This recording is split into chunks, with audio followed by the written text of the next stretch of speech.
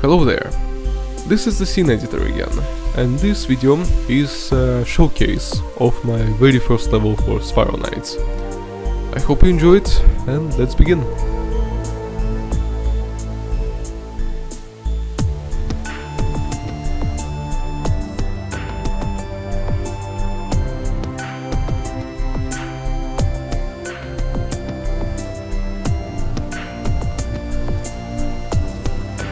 I created this level back in December 2024, when I was first exploring the potential of the scene editor. It took quite a while to make, with all the inexperience I had, and this level isn't actually made from scratch. This level was built on the basis of a cut Spiral Knights level, which existed back in 2011, also called Petal Pass. This is essentially an upgrade. Petal Pass used to be a tutorial level. Back before the update, which brought an updated crash site and the whole Razvok and Random storyline, we know the current tutorial. Back then it was a simple tutorial consisting of a rescue camp and a couple of levels to play. So if you started playing Spiral Knights back in 2011, you might be getting some sense of deja vu, not a strong one though. Because, well, this level wasn't quite big, it was very small, and you could only play it once or twice, really. Most of it is the original level, but there are a bunch of improvements to it, including the room ahead. This is designed as a finisher level for Aurora Isles, you know, like the Dark City, Concrete Jungle or Starlight Cradle. A finisher level, which goes after all the Aurora Isles levels, but unlike the other finisher levels, this one is a little different. For now, it's just a few fights here and there, denoting which monster families are to be expected here, and solving some small puzzles. Well, not exactly puzzles, just searching for gold keys here and unlocking the doors. Over here you can notice I placed a lot of camera tools or camera angles. I used to experiment with them a lot back when I first discovered them, and I couldn't and I still can't imagine why the developers of this game hadn't utilized them as much as I did here. Although I may have overutilized them over here, I don't know. Point is, well, it is the same trend as always with my levels. I'm trying to make use of all the assets that were quite underused in the original Spiral Knights. So, let's proceed further, open this gold door, or imagine ourselves opening, because this is a scene editor, not a lot of features here. And we proceed to the castle of the Petal Pass. Over here, we begin the fight, the arena. Just like in the finished level, it is supposed to have a different music theme. But, unlike the other finisher levels, you are not actually required to kill all the enemies here. This is not your casual arena with waves and such. Instead, it is more like an escape room. Allow me to explain. There are two gold keys placed here in this corner and in the opposite corner of there. And there are two gold doors on that path over there. And the objective here is simple, just take those gold keys and open those doors.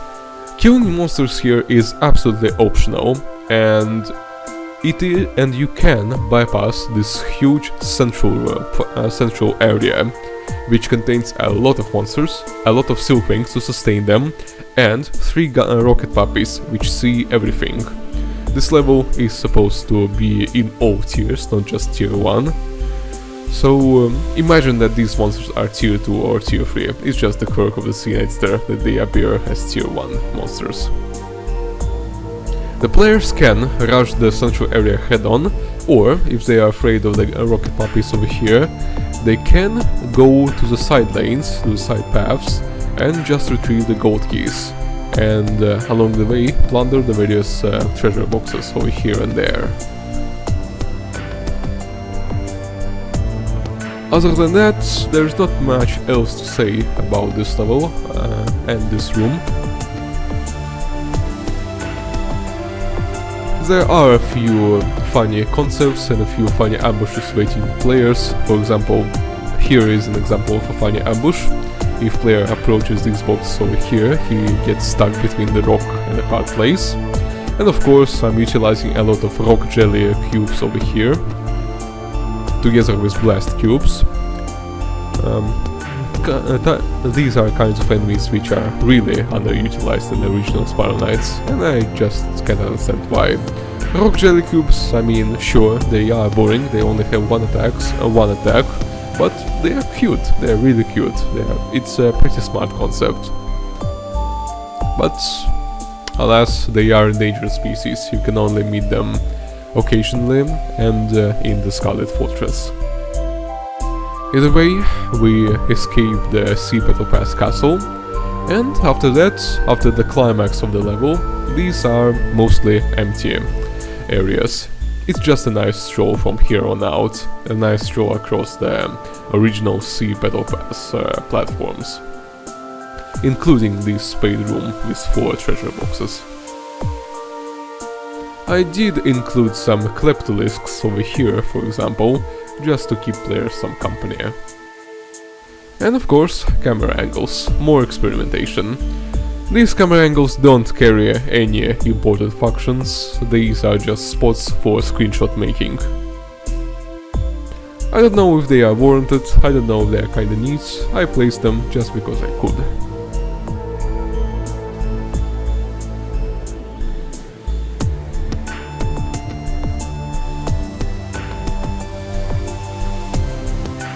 This used to be an arena, but I replaced the party button here with more sea petals and more stones. And of course another pretty platform with another pretty angle.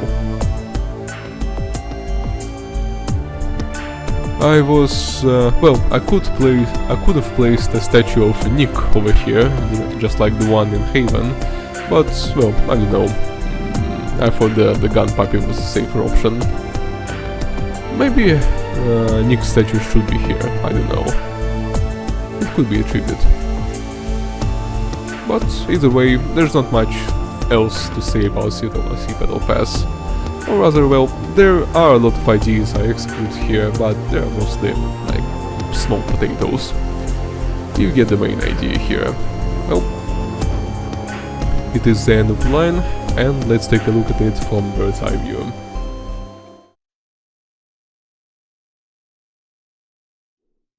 This is how it looks like with fog on. Oh shit.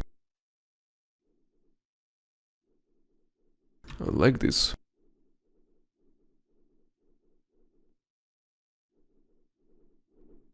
And the central arena here resembles an actual castle. I tried to follow some rules of it, like the 2 towers, the gatehouse, and 4 towers over here, together with 12 columns, which are now stones, crumbling stones. Some walls, some broken up sky islands, obviously, and, well, other than that, there's not much to say about it. I hope you enjoyed it. I hope that for a first level it serves its purpose and it could fit the arcade, at least in theory. See you in the next showcase.